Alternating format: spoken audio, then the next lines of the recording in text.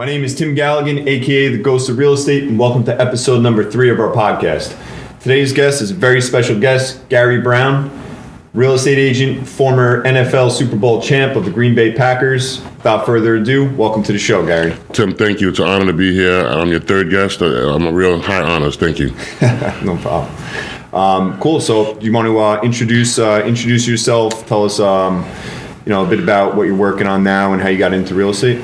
Sure. My name is Gary Brown. I'm a local Long Island native, born in Amityville, raised in Brentwood, and I traveled an awful lot throughout my career, which led me to coming back home later. And when you're faced with challenges in life and doing things, you kind of look for your place to where you fit in. So you said Super Bowl champion. I played in NFL. I played overseas in Europe. I played and finished my career in Canada. And I came back home and was lost for a very long time. A lot of people wanted to use my name on my platform to build their business and to build them and give me, whatever they can. And I just didn't see fit. One, I have to believe in the product. Sure. And I have to believe in them. And I was finding it hard to match the two. So after talking with Keller Williams, I kind of liked the idea that I'm going to get out what I put in. And football has taught me hard work, dedication, believing in myself, and following up and finishing. And I figured if I could take that same mindset and put it into something I'm passionate about, success is going to come, and it's on my back. So I don't have to depend on anybody. I don't have to. So that's the thing I like about it. Also, after getting into real estate, then I realized the diverse people that are being helped, and how some people were kind of dealing with probably personality issues or being overworked. When you're overworked, you have very little time for the small client or the client that doesn't understand. And I vowed that I'll be the person to walk somebody through it from soup to nuts, holding their hand and explaining as much as they want me to explain or as little as they want me to explain. So that's my passion from behind it, and just awesome. Getting it done. So you kind of found that the mentality, the hard work, the work ethic, and structure that you learned in football was able to translate into business, and I find that interesting. Well, I think after talking to Rich Amato and him pointing out the similarities and what he was looking for and why he was interested in me, it kind of just put a flashlight on it and brightened it up for me. Football teaches you so many things, and not just football, just team sports. No matter what it is, a singular person sport and a team sport both have very positive attributes. But when you play with a team, it breaks down so many barriers. It breaks in the work ethic, in the work field. It breaks down communication. You learn how to work with somebody and give it your all, even if you're not fond of them off the field or not in the sport. Right. You know what I mean? So you learn to communicate. You learn different personalities on, this person's this kind of person on these days, and how do I deal with that? So when you learn those things, if you can learn them to score a touchdown or a hockey goal or anything like that, then you can learn them for business. So I'm just trying to maneuver those life lessons that I learned and into the business world. So now, when you were playing football or before you were playing football, was real estate something that you thought of, or was it an opportunity that presented itself? I've always thought about it, and I've always had it in the back of my mind. And I'll be honest with you, I wish I jumped in a long, long time ago, because what I know now, timing is everything, and you got to believe in it to put your heart behind it. When I was younger, even after my football career, I don't think I was mentally ready to do real estate. Right. After my football career, I went through some things in life. I came back home to work first of all, coming back home, it was, hey, Gary, the football player, the Super Bowl champ's here. So you were last with Green Bay, but before that with Pittsburgh, right? I was drafted by Pittsburgh in 1994. I spent a couple of years. Later that year, I was going to be put on practice squad, and Green Bay picked me up. So I spent 3.5 years with Green Bay, where we won a Super Bowl in 97. Wow. 98, I left, and I finished my NFL career in San Francisco, which was Steve Young and Jerry Rice. I had an opportunity to play with some great players. Yeah, that's unbelievable. The list is long. And then I had a passion for the sport. So I went and played for NFL Europe overseas. And don't get me wrong, I was in a beautiful place. I was in Barcelona, Spain, living on the water. The beach was a stone throw away, and that's what I woke up to every day, and I practiced 3 miles away. What more can you ask for, you know? So, and then after I played there for 2 years, I finished my career in Canada. So Hamilton Tiger Cats was you ever see the movie Slapshot? It's an old school hockey movie. You might be too young for that, but it's an old school hockey movie, and the whole movie is based on these three twins that are from the old school, where they're gonna punch you in the pile and cheap shot you and stuff like that. So that's kind of what I think of Canada football. Like they're gonna give you the things that you shouldn't. Maybe a punch in the ribs or a step on your toes when it's cold. Right. Nothing to hurt you, but just to give you aggravation. But then you'll find a 6-pack in the locker at the end of the game. You know what I mean? So it's a little different than the NFL. NFL, did you know? True fact. As an NFL athlete, you are not allowed to have any alcoholic beverage on any NFL property. Wow, is that right? Our biggest sponsors are Budweiser, Bud Light, Coors, and I can't even drink a beer. That's that's kind of, it's ironic to me how that works. I'd say so. So it's not even after the Super Bowl. We pop in apple cider. Really? Apple cider. That's interesting. NBA, everybody else popping champagne and smoking cigars, and we're popping apple cider. And to go figure. But that's the good things about football. It taught me a lot of things, life lessons. The bad thing is I learned the business side of it, and when you learn the business side of it, it kind of leaves a bad taste in your mouth. It's a very ugly sport. Anything dealing with a lot of money. They use a lot of lights and color and glam to kind of hide the negative stuff. But once you're in the business, it all comes to light. And it's ugly. It's disgusting, actually. But one question I get after I tell my story about me being hurt and paralyzed and all of that stuff, the question I get asked a lot, especially after concussion seminars. Sure. Mr. Brown, well, after knowing all of that, and would you do it again? Absolutely. Absolutely. There's nothing in the world that prepares you, that puts you in the best shape mentally, physically, and emotionally in your life, and going against the best in the world. Yeah, I bet. Win, lose, or draw, you walk off the field with a sense of, and then when you win, it's like, it's just that, that hot shower just means so much more. So you can never find anything to replace that. So now, speaking of that feeling, what was it like day you got drafted? What did that feel like? So that's a good. I get that asked a lot. So I was in Atlanta. I went to school at Georgia Tech. I had a scholarship from there from Nassau Community College, and which was some of the best players I ever played with at Nassau Community College. But I was drafted on a weekend they call Freaknik. And it's before social media, before people were communicating. Right. Hundreds of thousands of students will bombard Atlanta, take it over, and party for really a good 5-6 days straight, and then slowly decimate. And nobody knew it was coming. It was just something that was translated through phone calls and a tradition. And so when I got drafted, I didn't get drafted on the Saturday. I got drafted on the Sunday. And TV was a little different. So whatever was going live would be like a 15, 20-minute delay before you would see it. Right. So I got my phone call from a team or two I hung up on.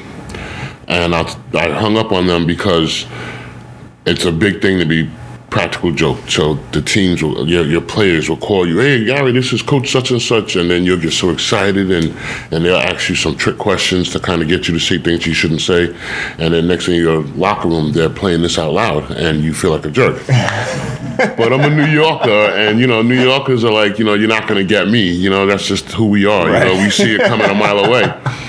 So the first coach or two I hung up on, and then my agent called me, and I'm like, and this is not cell phone. This is on my dorm phone, I'm probably half in the bag. And I'm like, what's up? And he was like, Gary, these coaches. I said, they must have called the wrong number.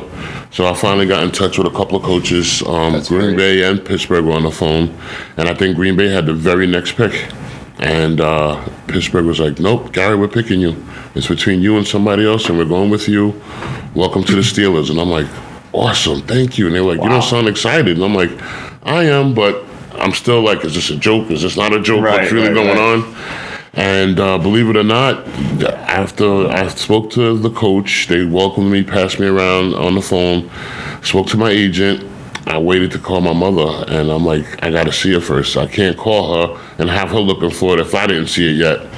And then as the ticker came across the bottom of the screen, I was like, wow, I got this pit in my stomach, and I called my mom, and people are banging on my door, and I'm like, it was a good feeling. It was like, dude, that's incredible. And there's such a story behind that too, because in college, during the midway through the season, I hurt my knee.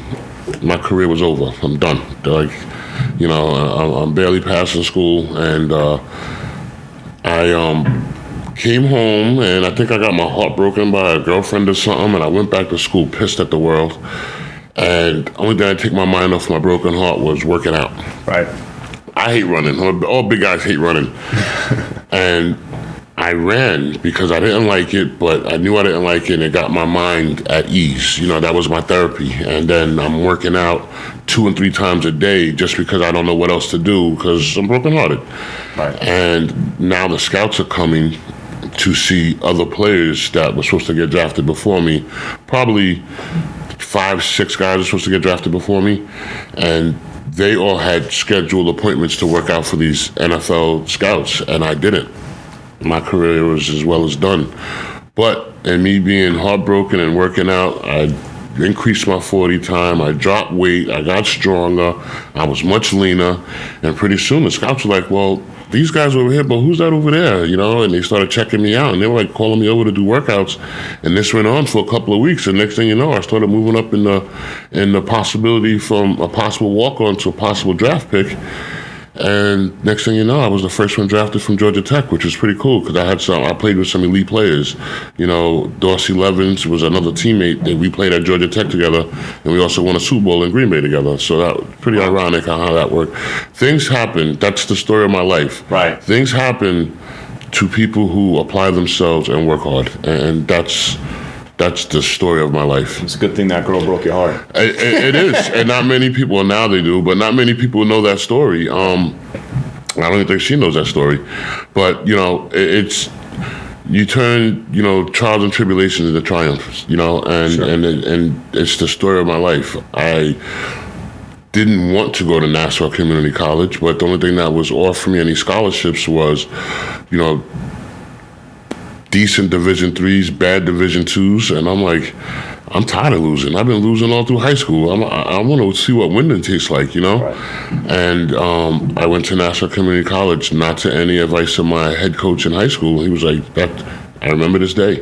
Gary Brown, that's why you're never going to be anything, because you don't listen. And I'm like, Coach, I just don't want to go to Southern Connecticut, who won 1 game in 2 years. I don't want to go there. I already learned how to lose. I want to learn how to win. So I went to Nassau, and he was like, you'll never play there. You'll never start. You might not even make the team. And that hurt me. And I'm like, all right. And I tried out. And I got some good tryout stories. I tried out for Nassau. These guys are monsters. Yeah. They're in the gym. They're lifting, the 315 tests that you do for the NFL. They're racking this thing. I'm like, oh my God, I couldn't even lift it once. I was a fast kid, quick kid, not fast, quick.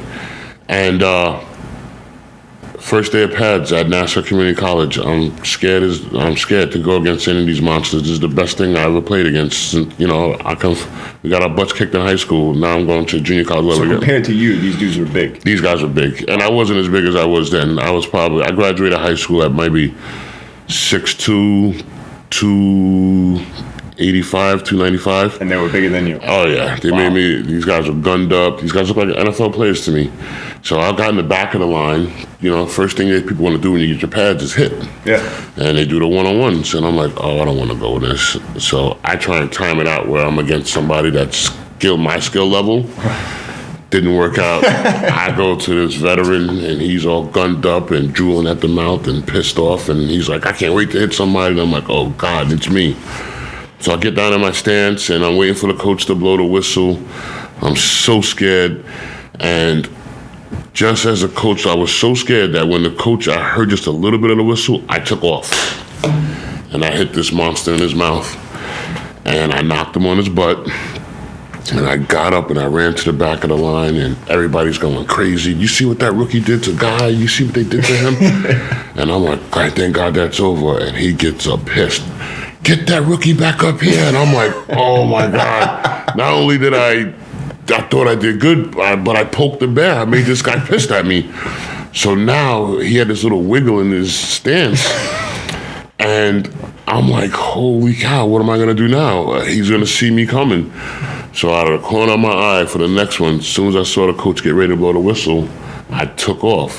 And I hit him in his mouth again. But that was a life lesson. If you're bigger and stronger than me, I'm going to be faster than you. And if I'm stronger than you, I'm going to muscle you. And if you're bigger, stronger, and faster, I'm going to outthink you. So I took on a mentality of playing the offensive line, which is usually a passive position. I took it on playing very aggressively. So I started taking offensive line stats on how many times I knocked somebody down, or how many times I got beat on the inside, or how many times I pancaked somebody.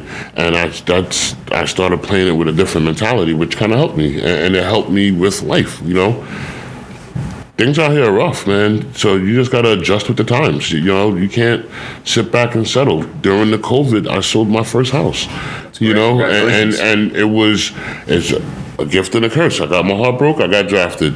COVID came. I got the opportunity to take my time and learn the business while working the business, and I wasn't in no rush because I couldn't get up and go meet with people every day and go to open houses and do this. But I had to think of other strategic ways of doing things, which worked in my favor because my first client was a client from hell, but it was such an educational piece for me. I was going to say, that's a good thing. And she gave me 10 different clients all in one, and I loved it. Like, I welcomed the opportunity. They're like, oh, Gary, I would never deal with someone like that. I'm like, I need someone like that in my life. I'm learning more with this one lady. It would take me 10 deals to learn what this lady's teaching me. So, I just adjust on the run and adapt. 100%. So now you're traveling around, you get back home, and what happens when you get back home? Get back home, home to Long Island. To Long Island. This is after my football career, after Canada, probably about 9 years after I left. And I didn't have a place. Like I was working odd jobs. I was doing security work, which I knew already. I had friends in the business. I was doing carpenter work. I was to be on the books. I was doing stuff at like a assisted living place. And I carried a lady down a flight of steps. We had a gas leak. I carried her down a flight of steps, and I tweaked my back. But the football mentality in me is like, rub some dirt on it, keep going. Right. I worked for another 3 weeks, a month, and my back didn't get better. And one day I was going up some steps, and instead of going 1, 2, 3, I started swinging my leg, and I'm like, whoa, maybe there's something wrong here. Went to a couple specialists, did some therapy, speed up the conversation. Months later, one day I just started going downhill, and within weeks I was paralyzed, waist down, lost everything. And that was a hard pill to swallow because I'm still thinking, just get me to the gym, I'm going to be better. You know what I mean? Right. Let me stretch it out. Let me get some acupuncture. Let me do some yoga, whatever. And I wasn't. And next thing you know, actually my doctor, he was like, it's illegal for me to let you go home. You have to go to the ER. We got to do surgery right now. And I'm like, oh, I avoided surgery all these times, and now I got to get surgery for something carrying a 120-pound lady. I was in decent shape. I could carry 2 of them. And I'm like, you got to be kidding me. And I was in an ugly place, a very dark place. I was living alone. I had to depend on other people, and I feel I'm an alpha male, and for a man to have like an intern to come in to wipe your butt, what it does to your soul and what it does to you as a man, I did not understand at the time, and that plays roles in later what I do now with talking to veterans, but I'll get to that. But it was heartbreaking, and I was depressed, and I was on all kinds of pain pills, and I was just lonely, miserable, and I didn't want nothing to do with the outside world. I wasn't going out in a wheelchair. I wasn't going to go out in a walker. I didn't want an adaptive car that I could drive. I didn't want any of that. And I'm like, just don't come over here and I won't go. I couldn't even go to the bathroom by myself. It was depressing. And I heard a guy on the internet named Nick Vujicic. I might be screwing his last name up, but I believe that's how to say it. This guy's a quadriplegic. No arms, no legs. He had a little foot sticking out of his hip. And I seen him on top of a table, on top of a stage, telling able-bodied people how to live life and the joys of life and what to expect out of life and how to attack life. And I heard everything coming out of his mouth, and I got his motivational message. But I'm like, there's something bigger here, and I couldn't quite get it. So I watched video after video, and he has an amazing story, and I heard it inside and out, and that was the obvious. But what struck me weird was that it's usually a healthy, able-bodied person on stage telling disabled people or how they can live life, and now this was reversed. Right. This guy had every reason to throw in the towel, every reason to be depressed, every reason to think the way I was thinking. And look at him, this guy's sliding out of planes and going down snow mountains and, married and had a kid. And, and I'm like, wow, this is amazing. But his biggest message was, you want to get over your problems? Help somebody else with theirs. And around the corner from me was a big brother, big sister. So I jumped in and volunteered. And I was like, I called with, still the depressed kind of mentality, like, oh, my name is Gary Brown and I'm in a wheelchair, but if you need me, I can, whatever I can do, I'll volunteer. Very negative. And they were like, oh, okay. And then they wanted to learn more about me. And then when I told them, I played football, I did this and I did that, they were like, wow, we have just a kid for you. And I'm like, really? What are you talking about?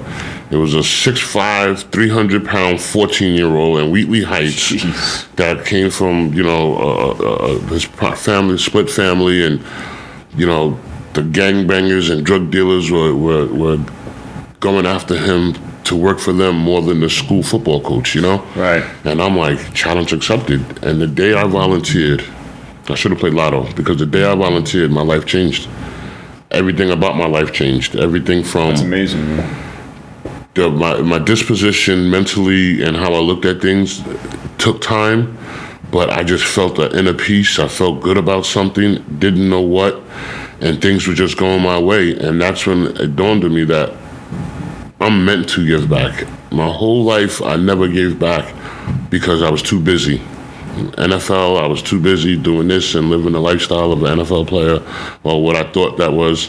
And after that, I was too busy working a bunch of jobs to make it look like I still had NFL money, What people think and perceive of you, weighs a lot on how your actions are. And my actions were, another round on Gary. Oh, thanks, champ. And that wasn't the, meanwhile, I couldn't pay my mortgage, Right. So, learning to help other people was helping me with my therapy, and it got me out of my funk. And I felt that I never had the time, and now I have nothing but time. I'm paralyzed, I'm home, I have nothing to do but work with these kids. And then I started my own nonprofit, and I didn't know the ins and outs of a nonprofit. I just knew I wanted to do it, and I got into business with a childhood friend of mine, and he ended up robbing from me. And then this is when I was like, all right, Gary, you're gonna do this on a serious level, you gotta know it inside and out. And that's when I jumped on the board of Red Cross and the board and the different foundations, and so I can learn how they work inside and out, so I can run my own. And thank God for them, and thank God for the guy stealing from me. Thank God for the girl breaking my heart. Thank God for the coach telling me I was never going to be anything, because all of those things played a major role in who I am today. And I don't hold grudges. I welcome change, and I welcome open, honest conversation. But that's what got me here. And now with the platform I have, I carry myself as an NFL champion. I use that platform to help other people. And I've been doing that for the last 10 years. This is my first time taking a for-profit job, doing something, but in my mindset, I'm still helping people. Absolutely. I'm still helping somebody with their first buy, or a couple after they get married buy their first home, or a kid, getting into his own bedroom.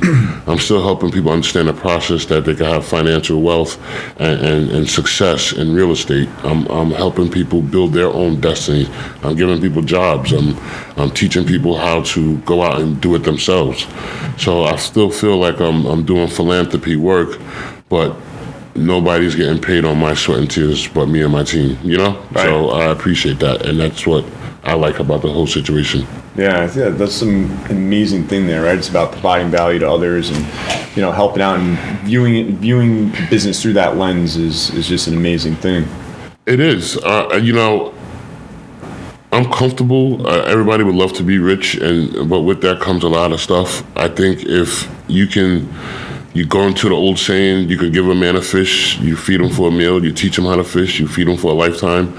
If I can put myself in position to teach people how to fish, and I'm not just talking about real estate, I'm talking about with dealing with handicap or, setbacks or things that don't work out in your favor, look for blessings in other ways, and whatever it may be. I mentor kids from shelters, and trust me, I hear some stories, and things that are gut-wrenching that you're like, my second day of mentoring, I was at a shelter, my third day. I went there 3 weeks in a row, and I got familiar with the kids. I had a nice group.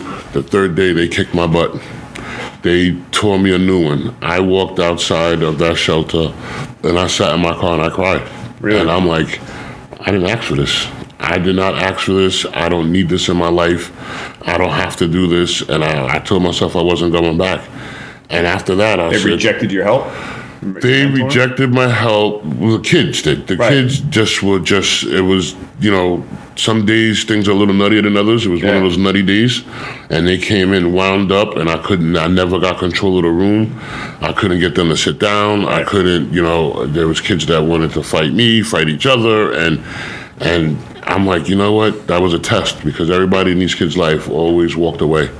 I said, I'm not going to walk away. If I get my butt kicked every week, I'm just going to keep coming back until they're tired of getting kicking my butt. And I did. And due to COVID, things had to lack up a little bit, which hurts my heart. But again, life lessons that you don't give up, man. It's easy. Sometimes the easiest way is to say, I'm done with that. I'm not doing it. I'm walking away. Sure. But, you muscle through it. There's always a light at the end of the tunnel. That's great. So you have, so you're currently on the board of the American Red Cross. Yes. You do some events with Pink Tie as well. Yes. I'm probably going to leave something out, and somebody's going to get mad at me. But so top down, first and foremost, I'm Keller Williams real estate agent with the Team of Champions. Thank you for having me. I'm with the American Red Cross. I'm on the board of directors over there. I work with the Guide Dog Foundation. My tie to the military, I never served, but without them doing what they do, I would never be able to do what I do. So I do have another company that I work with called Play for Your Freedom, where we go into VA hospitals across the country, and I deal with the wheelchair units, the substance abuse units, and the PTSD units. This is what I found most interesting. That's amazing. So you actually go around the country, going into these units, I get access, sitting down, and it's like security clearance, and some of these guys are in lockup 24 hours a day. Right. So we actually worked out a program where we get the guys dealing with PTSD, we get them out of the hospital, local lawn, anywhere, grass, gymnasium, whatever, and we play. We simply play like little kids, whether it's wiffle ball, whether it's yoga, flag football. In the wintertime, we go inside, we do volleyball, basketball, boxing, and we do it for 1 to 2 hours, and then we always have some food catered, whether it's Heroes, chicken, pizza, whatever, and we break bread and we talk. But I jumped in with a guy named David Lionheart, I think it was like 5, 6, 7 years ago, and the first day I did it was one of my quests to give back and try something new. And the day I did that, I didn't have no clue what we were doing there. Still Still don't even know what really happened. I know we got there. There was a busload of veterans that came. They got off the bus. They were smoking their butts and their shoes untied, and they were in jeans and button-up shirts. And some people had on sneakers. Some had on hard shoes. And we started stretching and hanging out, and then the footballs came out, and we started throwing the football around. And then there was guys on the side talking junk. Oh, you don't know how to do that. You need to do this. And before you know it, we were in a full-fledged game. Nice. These guys are tightening up their shoes, they're taking their shirts off, they're diving, they're talking trash. All you see them get off the bus with all this concern on what we're doing here and pain and thinking about their problems. But when they left, everybody was high-fiving and cheering and sweaty and thankful, and they all had autographs of me and a couple other guys like Odessa Turner and Stephen Baker. We all do this together. And they were like, oh, I'm mailing this to my son, I'm sending this to my daughter, and it was just a positive energy. And I'm like, and I told Dave that day, I said, I don't know what just happened, but whatever you need help with, count me in. That's what it's about. So right? now that feeling, yeah. And then it gets better because later we find that the nurses and the therapists, they started reaching out to Dave like, what happened? What? And we were like, oh, are we in trouble? Did somebody get hurt?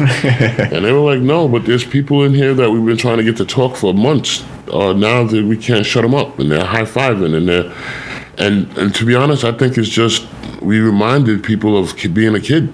Right. When we were kids, we would go outside and play. There wasn't a bunch of, we need this cage and a bat. No, you go out and you make your own toys. We play kick the can. We play whatever we could play. That's what we played. Climbing trees, snowball fights, rock fight, whatever it was. We did it. and we had fun doing it with no second thought. And we just reminded people of being, the fun that they had when they were young. And it's been, ever since that day, we've traveled from here to California, a couple places in Chicago, Wisconsin, which is a very emotional one for me because I went to Wisconsin 2 years ago for the first time since I left. And I didn't know how it would be perceived. And it was actually overwhelming. It was the cause for me. I actually have a book coming out soon. So nice. It was the cause of my book because a buddy of mine wrote it. I never wanted to do an autobiography. I never wanted to say, I did this and I did that and then I went over here and look what I did. That's not my personality. It's not who I am at all. But he asked me, do you mind if I write about the trip? Because it was a very emotional trip. From beginning to end, from the little plane ride to me coming home and even a smaller plane. And everything in between was an emotional roller coaster. And he wrote about it with such color and detail and passion. He was like, do you mind if I keep writing? And I'm like, no, sure. I'm like, I love this. I want to save this. And then the intro turned into probably we're up to chapter 9 or 12 right now. Nice. About 8 of them are completely edited and mixed down. So we're almost there. It's awesome. When are you expecting release? I was shooting for the beginning of this year, but I didn't want to rush it. It's very authentic. It's very real, and it's not. I know what a writer means now when they say I have to be in the mood. Right. So I can force it out and tell you details on what happened, but that's not what I'm selling. That's not what I'm writing. I'm writing the passion, the emotion, and the whole purpose of it behind it. So the book is. The format and the information is done, but just breaking it down and editing it and putting things where they're supposed to be. What's the title of the book? The Champion Within. Nice. Gary Brown, A Champion Within. I like it. Yeah, and this story holds true to it. It has so much, it goes back to what I said. It's football gives me the platform to tell a story. Right. And the champion part is just another platform because there's so many levels of that inside the book. And a lot of it has nothing to do with football, has nothing to do with sports. But at the end of the day, it all ties back to football and sports, sure. If that makes sense. Absolutely. So if you were to give one piece of advice to anyone looking to get into the business, not even business as a whole, but just anything in life in general, from what you've learned on your journey, what would it be? What I learned on my journey would be find something you can believe in, and if you believe in it, put your passion, heart, and soul behind it. And nothing overcomes hard work. You don't have to be the best athlete to win MVP. You don't have to be the best real estate agent to bring numbers, but there's nothing out there that outdoes hard work. I left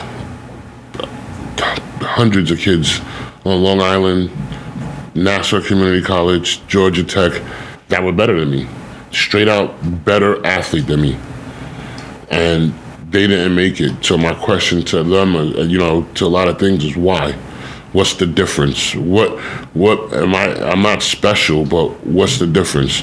And interviewing my junior high coach was like, Gary, you never let anybody outwork you. Right. You could come in last place, but the next time you're going to be second to last, and you never let anybody outwork you. Every day you're one person I could tell to do this and do that, and I had to say it once and you did it, and you're coachable. And I'm like, all right, and I never heard that before, So, absorb, be coachable, but hard work. Yeah, I think that's a great answer and a great message. It's been a pleasure having you on the show. It's over already? Oh my God. I thought we were on the intro still. If anyone wants to reach out to you, anyone looking to buy a home, sell a home, need some advice, whatever it may be, how can they reach you? Social media? Social media, you could Google Gary Brown and it'll give you all kinds of platforms. I have my personal website is Gary Brown Dream 68, because that's my nonprofit organization. That's all the stuff I do on the side. You can send me an email at garybrown@kw.com. My phone number is nothing secret. It's all over social media. It's all over my advertisements. Anybody serious about anything, if I can help you with anything, it doesn't have to be real estate. It doesn't have to be you're dealing with illness or a handicap. If you need to talk, reach out to me. And that's what I'm good at. I'm good at networking and making relationships and connections. And let's see how we can sit down and work together. Awesome. Thank you. I think you're a model citizen. Thank you. Oh, thank you very much. You saw the article? Yeah. Nice. They did a good job with that. Awesome. Thank you for having me. Thank you, Gary.